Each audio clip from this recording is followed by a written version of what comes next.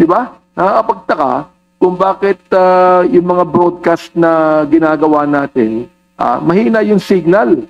Pero pag pinag-usapan ng e-gambling, matindi ang mga signal. Paki-explain nga sa amin, di ICT, sapagkat problema nyo yan eh. Mr. Chair, yung mga naglalaro naman po ng mga online illegal gambling, talaga ho namang lumalapit sa mga lugar na magaganda ho naman talaga ang signal. Baka siguro ganito, kasi alam nyo, for example, meron akong tinatawag na digital technology bilang tagapagsalita.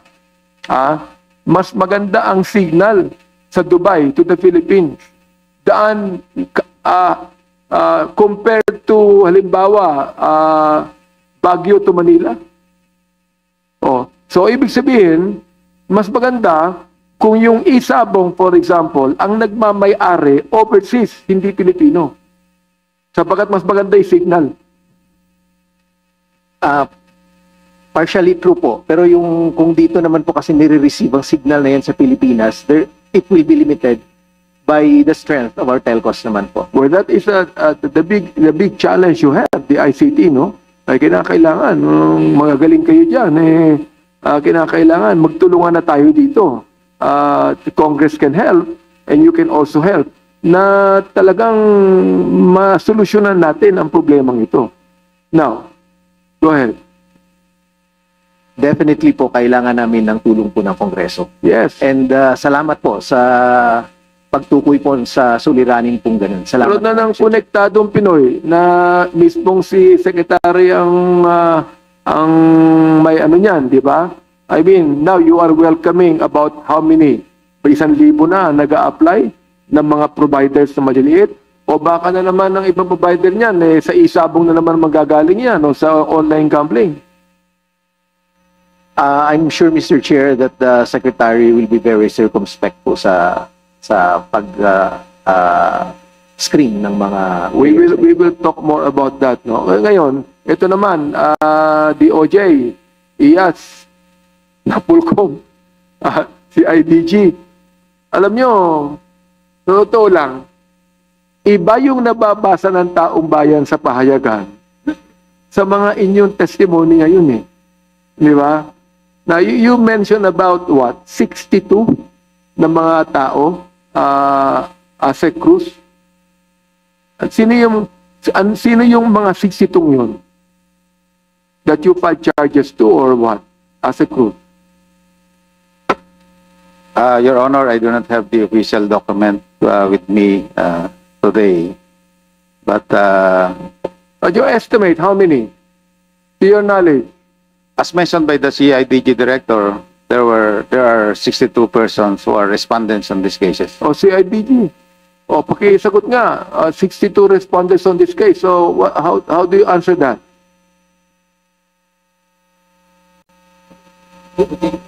Yes, Your Honor. We have already submitted the 62 names of the respondent to the DOJ, Your Honor. Who are the 18 policemen included there? Yes, yes, Your Honor. Who are the other people? Are they private people or policemen or whatever? They're private persons, Your Honor. And you filed 7 charges against them. 7 complaints, di ba? Asek? Yes, Yung Mr. pito, Chair. yung nabanggit mong pito? Yes, Your Honor. Oo. And it is now under preliminary investigation. Yes, Mr. Chair. Okay, when will that be deliberated in court, for example? Kailan itatry sa korte yan? After the preliminary investigation, After when? When would that be? Kasi matagal na ito. Can you imagine, nagsimula tayo ng 2022? Oo, 8 pa lang yan ha. 8 pa lang ng 2022 yan. Ngayon, 34 na nakalista. Tapos, sinasabi ng dyaryo, may 100. Gusto kong malaman kung sino ang nagsabing 100, samantalang sa CIDG, 34 lang ang nakalagay dyan. Saan po galing yung 100? Halos lahat ng dyaryo. nakalagay 100. So we would like to find out, saan po ba nanggaling yung 100? Ngayon, ang taong bayan makakaalam yan, 34 lang ang nakalista sa inyo. Si IBJ, pakisagot mo nga muna. Yes, Mr. Chair. Insofar as the PNP is concerned, yung mga complainants na lumapit sa amin, sir, 34 ang nabanggit nila na missing, sir. So yun yung pinail namin na kaso, sir. Okay. So officially, sir, 34 lang yan. po ang missing. Yes, Hindi Mr. Chair. 100. We do not know, Mr. Chair. Basta ang recorded sa amin, sir, 34. Gusto ko missing mo persons, sabihin sir. sa ating mga nanonood, mga taong bayan, ha? We already have 34 in the list, di ba? Now, I would like to ask the Coast Guard, no? Nabanggit mo kanina, you already made 50 incursions to the Taal Lake, di ba? So, ilan na ba ang nahukay nyo sa Taal Lake? Yung sa sir, sa recovery sir, pag nakuha namin kasi in-evaluate di naman kami ang umahawak sir nung tini-turn over namin sir yung kostoy pag-ahon sir ng technical divers namin. Nakalagay na yan sir sa yung protection na namin sir na bag.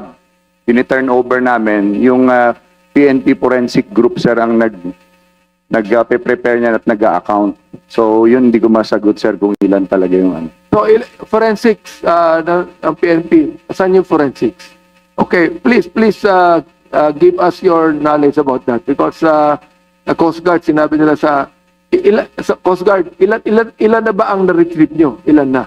Sa diving without the forensics first. Wala pa kayong result o ilan na ba na-retrieve ninyo? Ilan na? Yung retrieve, sir, yung actual na nakukuha naming suspicious item, sir. Yes, Tini-turn over namin sa... ng mga bangkay, for example, like kung sila ay skeleton na, by human bones na, whatever it might Yung be. nagde-determine nun, sir, yung forensic group po, sir. Yun, sila determine. Pero Yes, kayo, Kami, you sir, cannot yung determine recovery ng any suspicious na object dun sa baba, iano namin, sir, inaangat namin yun, sir, then tini-turn over namin. Okay, so ilang object na ang na-recover nyo? Pag object, sir, kasi ganito, sir, yung situation, if I may, sir, if I may brief Go you, ahead, sir. go ahead.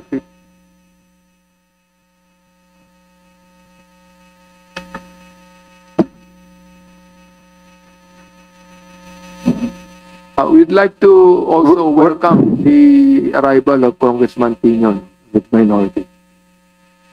Go ahead, go ahead. In the span of, as I've mentioned kanina, sir, we've been doing the underwater diving operation for 50 days already, sir. Sustained yun, sir. But, of course, may mga gaps kami dun, sir, because of weather condition.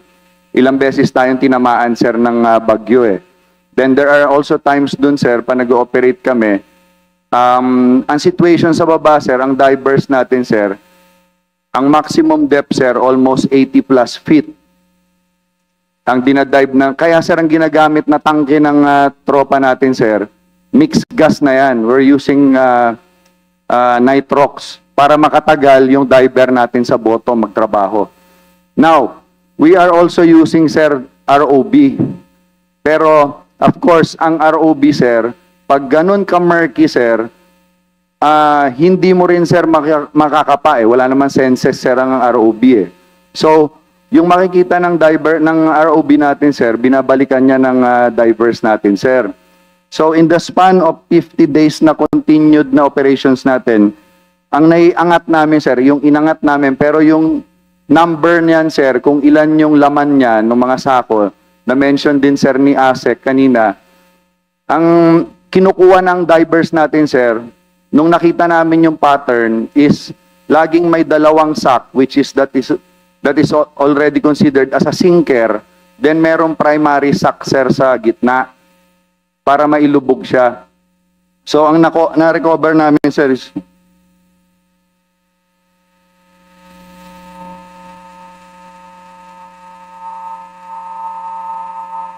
19 na sir, na underwater operations na may nakuha kaming object.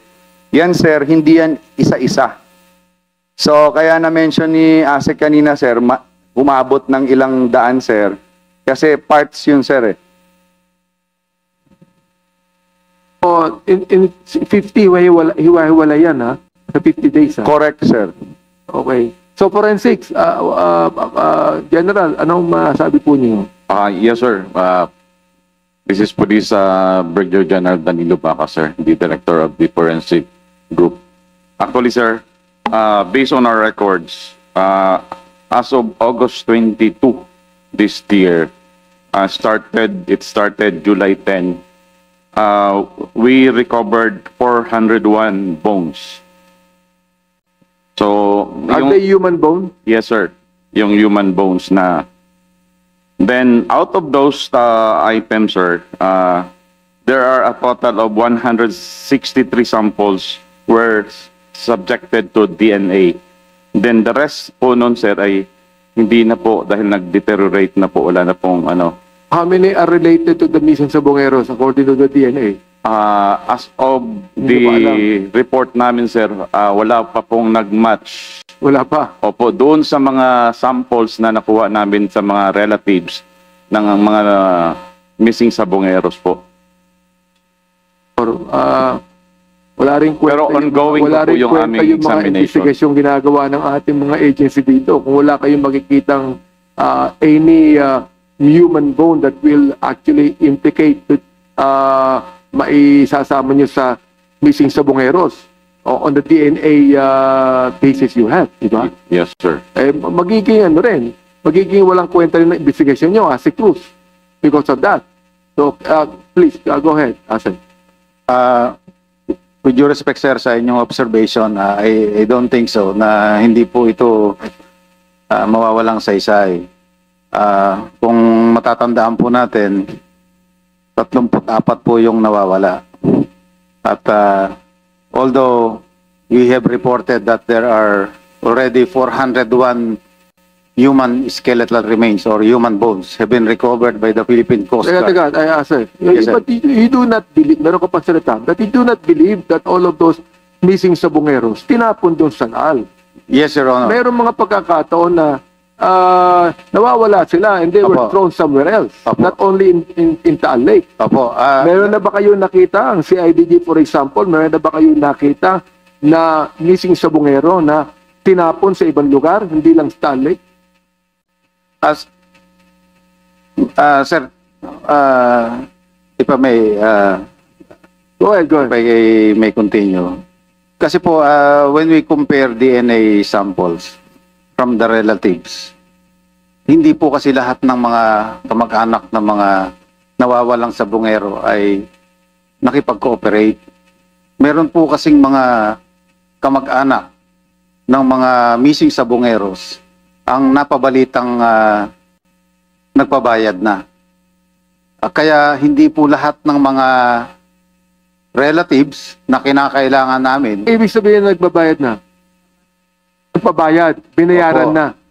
yun po ang balita namin. Pero sa ngayon po, hindi pa po kasi nakukumpleto ang mga DNA samples of the 34 missing sabongero relatives. Kaya hindi po natin maasahang talagang mape-perfect natin ang comparison dito. So, meron pa naman pong mahigit 300 samples pa ang hawak ng forensic group. Sana po, pagtiwalaan po ninyo kami na meron pong mararating ang ating investigasyon. Eh, walang problema sa pagkitiwala, Asik eh. Ang problema natin, ito, iba yung nakalagay sa pahayagan, iba yung sinasabi ninyo. Yun ang problema natin. Sapagkat nalalaman po natin, ang taong bayan din naman palagay ko naghihintay dito. Ano ha? Kaya nga itong committee ito ay napagkasunduan na imbestigahan po natin. So we would like to know the truth about all this. Ito'y briefing pa lang po ito. Hindi pa po ito hearing. Sapagkat kung hearing ito, meron na kayong OT po. Briefing lang to eh. Sapagkat kung ito'y hearing, ay mag-o-taking na kayo dito.